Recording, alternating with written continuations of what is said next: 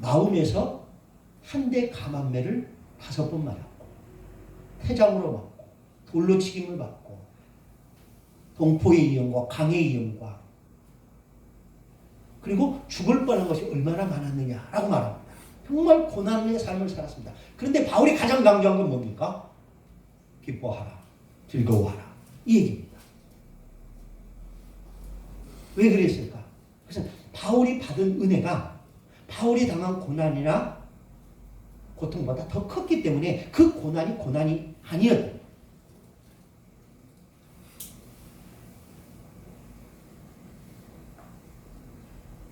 그래서 이제 여러분들이 이제 설교를 하실 때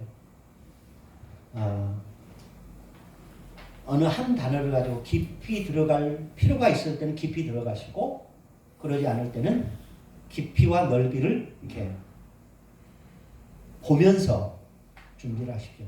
근데 거기까지 가기가 그렇게 쉽지만은 않습니다. 제가 여러분들이 설교할 때마다 좋은 얘기 안 하고 이렇게 자꾸 찌르고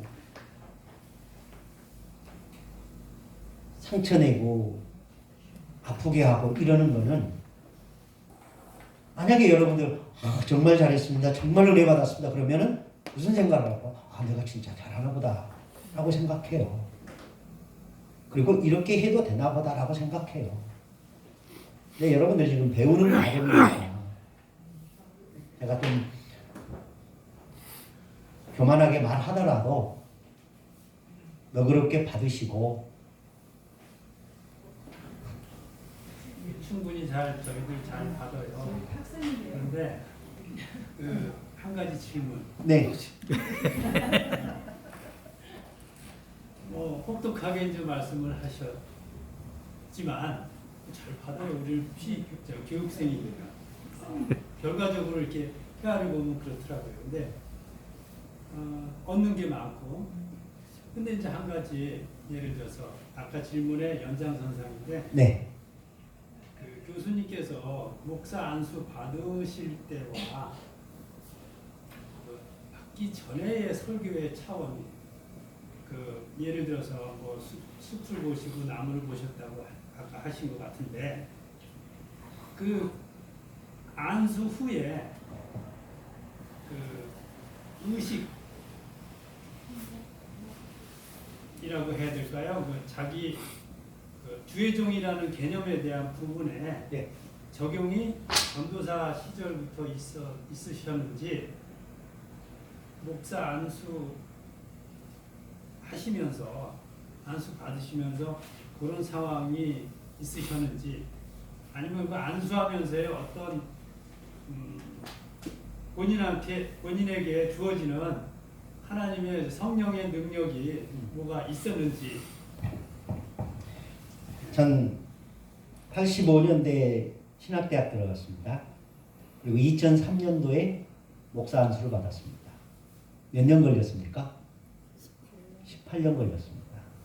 다른 친구들은 7년 정도에, 저랑 같이 공부하던 친구들은 7년이면 목사 임직 받았어요. 그래서 제가 친구들보다 10년 정도 늦었습니다. 왜 늦었느냐? 제가 나온 신학교가 처음에는 신학대학원이 없었어요. 그냥 신학교 4학년 졸업하면은 강도사 고시 보고 목사가 될 수 있었어요. 근데 들리는 소문에 다른 대학교는 신학대학원이 있더라고요. MDB라고. 그걸 하고 나면은 THM, 신학 석사 과정을 할 수 있고, 그 과정을 끝내면 THM 혹은 DHM, 이렇게 디민도 할 수 있고, 신학 박사나 목회학 박사를 할 수 있는 거예요. 근데 제가 나온 학교는 그때 그 MDB라는 정식 과정이 없었어요. 근데 조금 있으면 나올 거다, 문교부에서 인가받을 거다라는 얘기를 들었어요. 그러면서 기다리기를 8년을 기다렸습니다. 그리고 나왔어요. 그래서 제가 98년도에 MDB 과정을 들어갔습니다. 그리고 MDB 끝나고 나서 THM 과정을 하고, 그리고 박사 과정을 했습니다. 그래서 저는 목사 임직 받기 전 2003년 10월 달에 받았는데 그 이전과 그 이후에 어떤 특별한 의식의 변화가 있었느냐, 그리고 목사 임직 받을 때 무슨 성령의 음성을 듣거나 능력을 받거나 이런 게 있었느냐, 그런 건 없었어요. 근데 다만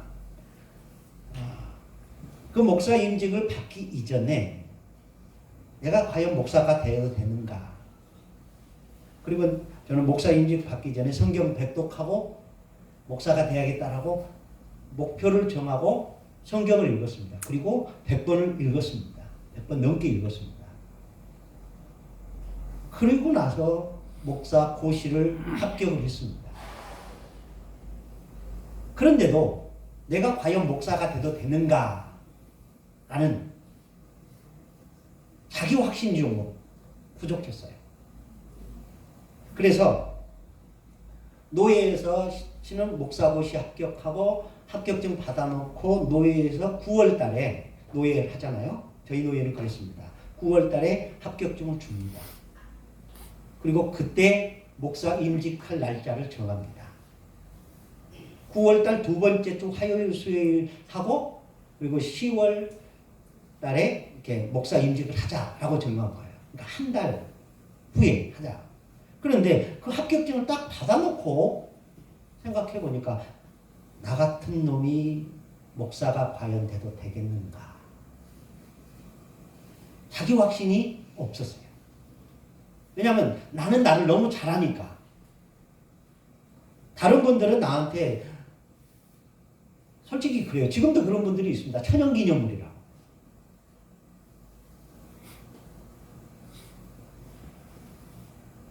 왜 천연기념물이라냐면 술 한 번 안 먹었죠. 담배 한 번 안 피웠지요. 오락 한 번도 안 해봤죠. 뭐 디스코장에 이런 데 한 번도 안 가봤죠. 진짜 세상이라고 말하기는 뭐하지만 일반인 친구들이 했던 거는 하나도 안 해봤습니다. 그러니까 저랑 같이 공부하면서 이렇게 했던 분들 가운데 몇몇 분은 저한테 그래요. 김경래는 천연기념이야. 우리 학교에 있어야 할 사람이 아니라 저기 중앙청 밑에 있는 그 박물관 거기에 박제되어 있어야 할 사람이라고 이런 얘기를 했어요. 그런데 그 얘기 들을 때마다 나는 내가 부끄러워. 내가 나를 너무 잘하는데 보여지는 나와 보여주지 못하는 내가 있잖아요. 바울이 오호라 나는 죄인 중에 괴수다라고 했던 그 마음, 그게 이해가 되는 거예요. 그래서 나 같은 사람이 과연 목사가 돼도 되는가라는 그런 자기 확신, 이게 내가 나를 용납을 못하는 거예요. 그래서 노예 끝나자마자 금식기도 갔습니다. 한 일주일 동안 고민하다가 안 되겠다고 나가서 기도하고 하나님 앞에 응답받고 목사 임직 받겠노라. 그래서 좀 고민하다가 목사 임직 한 2주 남겨놓고 그냥 청첩장을 다 보낸 이후에 기도원에 올라갔어요. 수동기도. 가서 기도할 게 없어요. 딱 한마디 하는 거죠. 하나님, 내가 목사 돼도 됩니까? 이거. 성경 읽을 때도 내가 과연 목사가 돼도 되는가? 예배 한번 찬양할 때도 내가 과연 목사가 돼도 되는가? 이 질문을 늘 하는 거예요. 그러면서 그때도 교만하게 주일날 설교해야 되니까 토요일 12시까지는 응답 두시겠거니 라고 생각을 하고 기도했는데 응답이 없어요. 그래서 토요일날 12시에 교회 내려와서 설교하고 그 다음 또 다시 올라가죠. 그날 저녁에. 하루하루 가는 게 이제는 뭐라고 할까요? 좀 초조해져. 정말 하나님의 응답을 안 주시면 청첩장 다 날렸는데 정말 내가 노회장한테 나 목사 인증 못 받겠습니다라고 말할 용기가 있는가라는 거죠. 올라갈 때는 하나님은 응답 안 해주시면 나 목사 인증 안 받겠노라고 집사람한테 얘기했는데 집사람이 아니라 노회장한테 그런 얘기할 용기가 있느냐라. 첫째 주는 주시겠거니 했는데 주일날이 지나도 안 줘요. 화요일날이 지나도 안 줘요. 수요일날 됐는데도 여전히 응답이 없어요. 마치 천둥 속에 주의 음성 들리지 않고 벼락 속에서 주의 음성이 들지 않아 세미한 음성이 들렸던 그것처럼 별의별 게 다 했는데도 안 되는 거예요. 그런데 수요일날 예배를 그 기도원에서 예배를 드리는데 한 대여섯 명 앉혀놓고 이제 예배를 하는 거예요. 그런데 설교 끝나고 나서 예, 목사님이 기도하시는데 그때 불현듯 세상이 줄 수 없는 기쁨을 제 마음속에 부어주시는 거예요. 설교 때문에 기쁨이 아니라 어느 한순간에 그 기쁨을 주시는 거예요. 그러면서 그런 마음으로 내가 너를 사랑한다.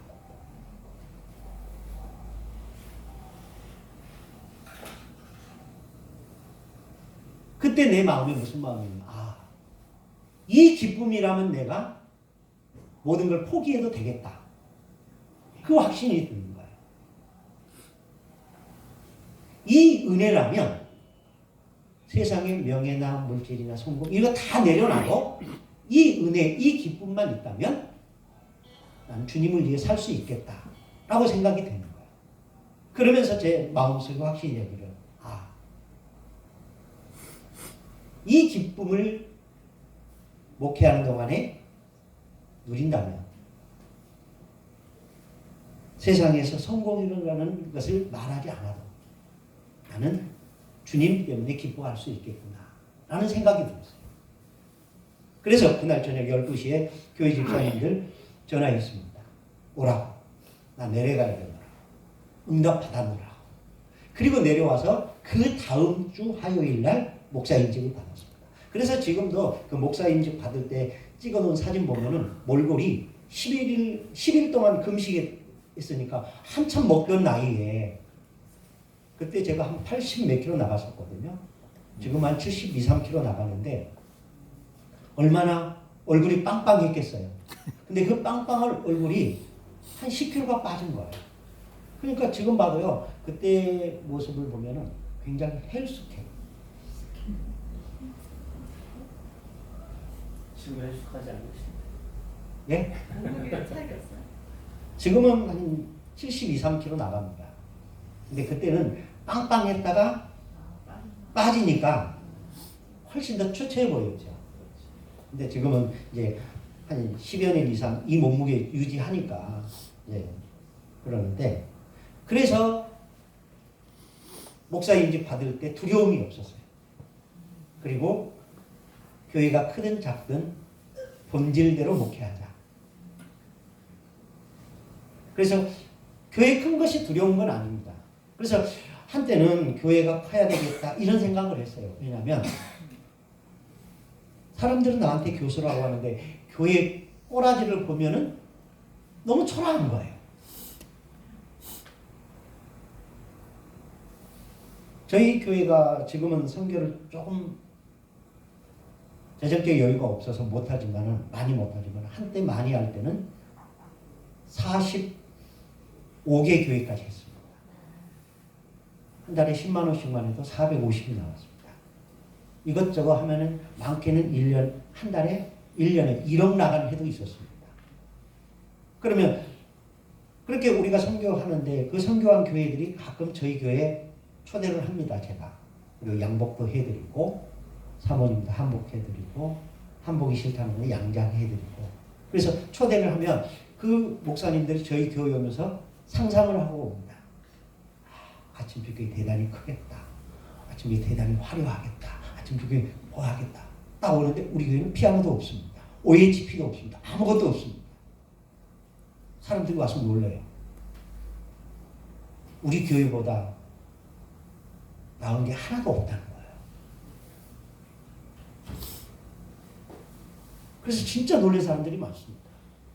그래가지고 나중에 올 때는 선물 사가지고 와요. 우리 교회인데. 지금도 역시 그렇습니다. 그러니까 그래서 한때는 교회를 가야겠다 이 생각을 굉장히 스트레스였어요. 그래가지고 제가 하나님께 기도했습니다. 하나님 저 교회 좀 키워주세요.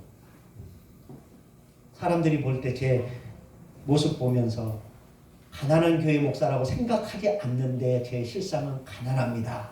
그래서 좀 교회 좀 크게 사이즈 좀 크게 해달라고 기도했어요.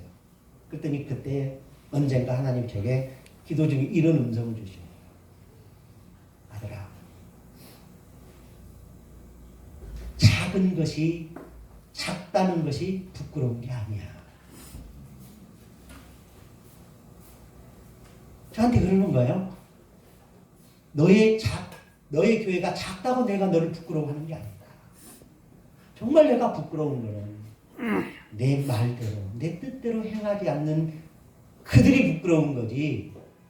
내 말대로 하고 내 뜻대로 하는 너의 교회가 작다는 것 때문에 난 너를 절대로 부끄러워한 적이 없다. 그래서 그때부터는 자유로웠습니다. 주님이 기뻐하시는 것은 크고 작음의 문제가 아니라 본질의 문제입니다. 그래서 그때부터는 학생들한테 우리 교회 놀러 오라고. 학생들도 와서 이게 진짜 교수님 교회예요 그래요. 그렇더라고. 신나게. 예전에 그 하와이의 어느 목사님이 성막을 짓고자 해가지고 거기 총회장이시더라고요. 근데 이제 왔어요. 저희 작업실에. 근데 딱 와서 보더니 시커먼 하우스야. 근데 그 사람 하는 말이 어이 그 성막이네 그러는 거야. 그래서 안에 딱 들어오더니 어이구 안에는 좋네 이러면서 이게 네, 그런 얘기를 하길래 오늘은 뭐만 보인다고 아우 그렇게 눈이 좋으시네요. 네 그랬지. 그래서 전 이제는 그게 조금 자유롭습니다. 교회가 작다는 것을 부끄러워 않기로 했습니다. 왜냐하면 주님이 부끄러워하지 않는데 내가 부끄러워할 필요는 없잖아요. 왜? 나는 주의 그분의 종인데 그분이 부끄러워한다면 나는 부끄러워해야 돼요. 근데 그분이 나를 부끄러워하지 않는데 내가 나를 부끄러워한다는 것은 주님을 무시하는 거예요.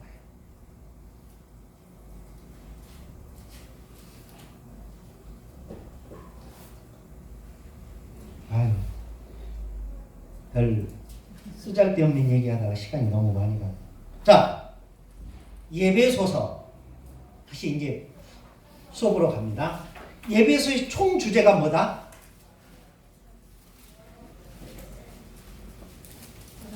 잊어버리지 마십시오. 지금 우리 예배소서 하는 겁니다. 6장까지 있는데 5장 오늘 하는 겁니다. 예배소의 총 주제는 교회입니다. 교회. 1장의 주제는 몸으로서의 교회. 2장은 성전으로서의 교회. 3장은 비밀로서의 교회. 4장은 사람으로서의 교회. 5장은 신부로서의 교회. 6장은 전사로서의 교회. 근데 이거를 여러분들 스토리를 한번 만들어 보십시오. 몸으로서의 교회. 바울이라는 사람은 교회를 뭐라고 표현했습니까? 그리스도의 몸이라고 표현을 했습니다. 그리스도의 몸이라고. 근데 이 몸이 몸으로서의 교회인데 이 교회가 성전이 되는 거예요. 성전. 자, 이게 뭐예요? 우리가 모여 있는 이곳이 뭐예요? 교회죠. 근데 이 교회가 성전이라는 거야. 거룩한 전이라는 겁니다. 왜 거룩한 전이 될까요?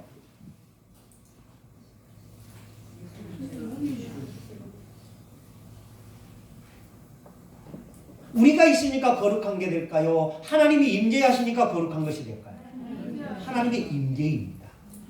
근데 그 하나님은 두 사람이나 세 사람이 내 이름으로 있는 곳에 나도 너희 중에 있으리라 했습니다.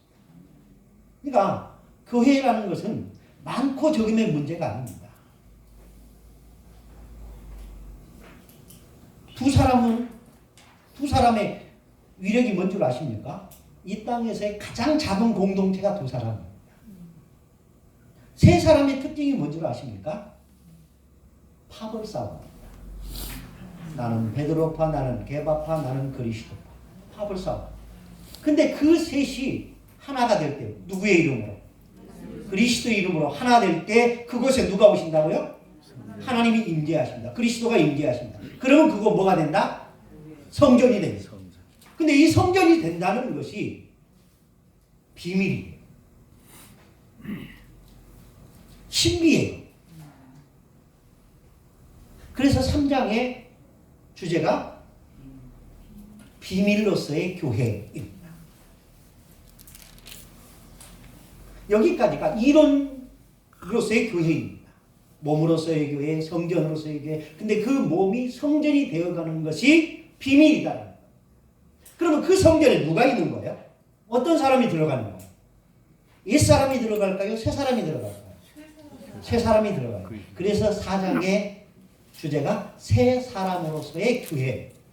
그러면서 새 사람이 되기 위해서는 뭘 버려야 된다? 옛 사람의 것을 버려야 된다. 그러면 새 사람이 된 그 사람을 주님은 뭐라고 표현했습니까? 신부라고 했습니다. 그래서 그 세 사람, 그 성전에 들어가 있는 사람이 세 사람인데 그 세 사람의 신분이 신랑이에요, 신부예요? 신부예요. 그래서 5장의 주제가 신부로서의 교회입니다. 자, 그러면 이 신부로서의 교회입니다. 신부 하면은 상대는 뭘까요? 신랑. 신랑과 신부의 절대적인 조건. 사랑입니다. 그래서 5장에서는 그 사랑에 대한 이야기가 나온다라는 겁니다. 자, 5장 1절에서 6절까지 읽습니다. 에베소서 5장 1절에서 6절 함께 읽습니다. 시작.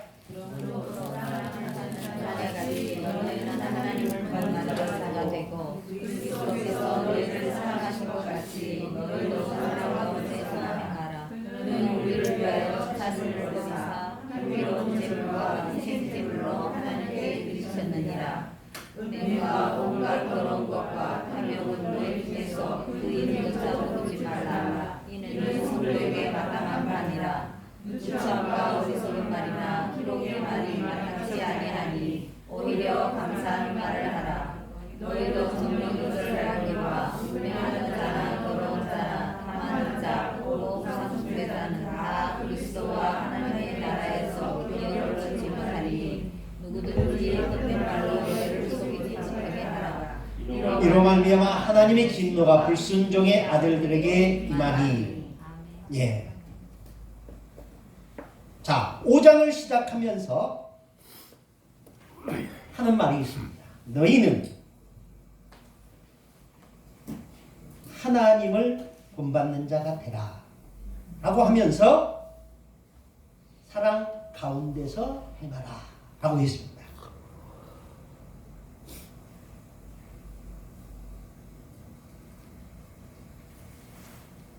그러면서 사랑받은 자녀같이 사랑이라는 걸 강조합니다. 자, 그럼 성도가 먼저 취해야 할 것은 무엇인가? 바울은 사랑받는 자녀같이 너희도 하나님을 본받는 자가 되라. 여러분, 저는 가끔 저희 아버님이 돌아가셨습니다. 이제 2년하고 10개월 좀 돼갑니다. 근데 저희 아이들하고 같이 이렇게 텔레비전을 보거나 이야기하다 보면 저희 딸들이 가끔 이런 말합니다. 리틀 김성표 씨네? 저희 아버님 한자가 김성표, 김자 선자 표자거든요. 그러다가 또 어떤 때는 주니어 김성표? 이래요. 그 말은 무슨 말이에요? 내 모습 속에서 누가 보인다는 거예요? 할아버지가 보인다. 아침에 샤워하면서 면도하다가 문득 거울 속에서 제 아버지가 보여요. 근데 거울 속에 있는 게 누구예요? 나예요. 근데 내 모습 속에서 아버지가 투영되는 거예요. 그러면서 속으로 그렇게 생각. 아, 내가 우리 아버지의 아들이구나. 내가 그걸 확인을 하는 거예요.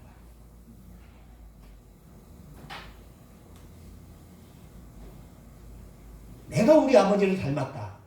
우리 딸들에게서 아빠가 할아버지를 닮았다. 이게 자연스러운 건가요? 특이한 건가요? 아주 자연스러운 거예요. 바울은 그래서 말한다. 너희는 사랑받은 자처럼 하나님을 본받는 자가 되라. 하나님을 본받는 것은 우리에게는 지극히 특별한 일이다? 아니다. 자연스러운 일이다. 라는 겁니다.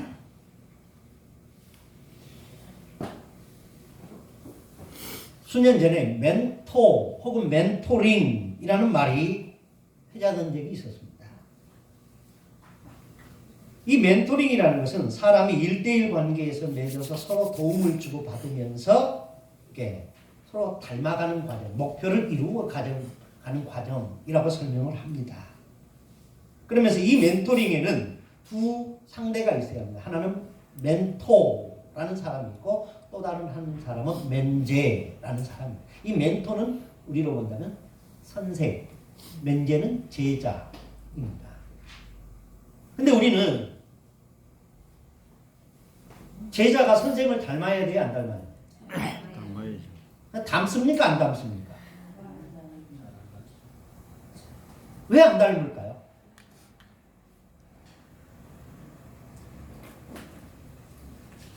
본이 안 되니까 안 닮겠죠. 예.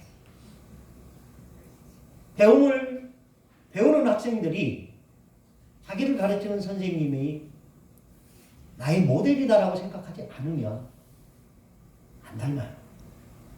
근데 바울은 이런 말을 합니다. 내가 그리스도를 본받은 것처럼 너희는 나를 본받는 자가 되라. 저는 이 말이 그렇게 부러워요. 자신 있게 제가 여러분한테 여러분은 나만 보고 나를 본받으십시오라고 말할 수 있다면 그건 대단한 사람.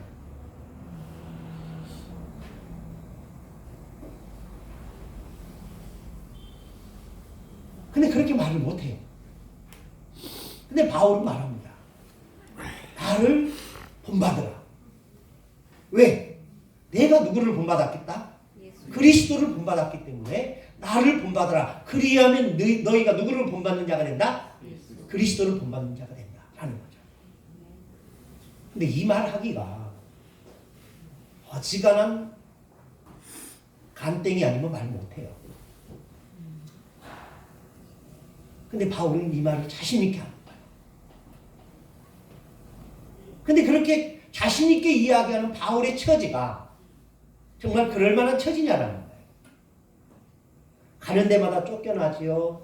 고린도 사람들한테는 설교도 못한다고 힐난을 받지요. 어떤 교회 가면 저게 정말 사도인가 하면서 사도성에 대해서 태클 받지요. 예루살렘에 가니까 돌로 던지지요. 매로 치지요. 이런 사람이에요. 찢기고 찢겨 있어요. 몸은 왜소하고요. 머리는 대머리고요.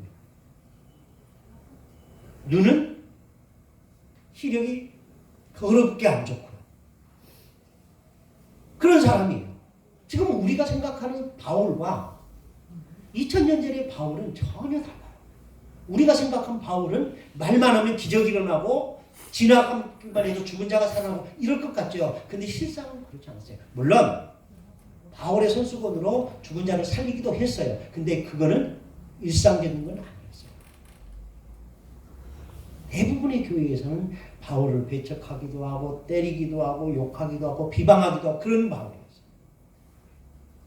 그러니까 지금으로 보면 성공한 목회자는 아니에요. 바울의 모습이. 근데 바울은 세상의 기준과 다른 삶을 살았던 거예요. 그러니까 세상의 기준과 다른 삶을 사니까 바울은 세상이 줄 수 없는 기쁨이 있었어요. 세상의 기준에 맞추었다면 바울은 나를 본받으라, 기뻐하라, 즐거워하라 이 말을 못했을 거예요. 근데 바울은 세상이 주는 기준에 이탈해 있었어요. 새로운 기준을 가지고 살아가는 사람이에요. 자, 여러분들 철학자들 생각해 보시고 이 시대에도 좀 괴짜적인 삶을 사는 사람들이 있지요. 소위 철학자라고 말하면서 좀 일반인들의 상식과는 좀 한 발 비껴난 삶을 사는 사람. 디오게네스라는 사람 아시죠? 이 사람이 황제가 그 사람이 하도 똑똑하다고 해서 찾아갔어요. 근데 그가 어디에 있었느냐? 이 나무 그 통이 비어 있어서 그 속에서 이제 잠을 자고 있었거든요. 아침이 됐습니다. 황제가 그에게 찾아가서 당신이 디오게네스요 그랬더니 내가 당신이 누군지 모르겠지만 난 디오게네스가 맞다. 그러면서 황제가 나는 황제다 이런 얘기를 한 거예요. 그러니까 디오게네스가 딱 하는 말이에요. 황제님 다른 건 필요 없습니다. 햇빛을 가리지 않게 조금만 비켜주십시오. 황제가 주는 명예나 이런 건 관심이 없었어요.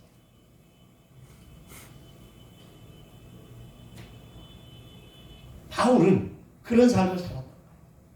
세상의 기준에 자기를 맞추는 사람이 아니라 새로운 기준을 향하여 나아가는 사람.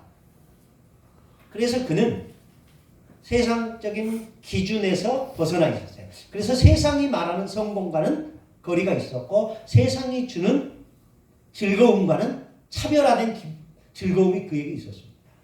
예수님도 그랬죠.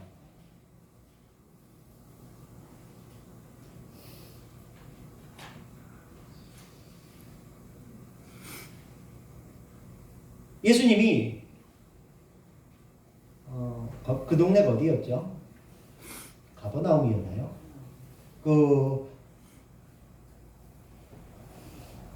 낮에 물길로 왔던 사마리아인가요?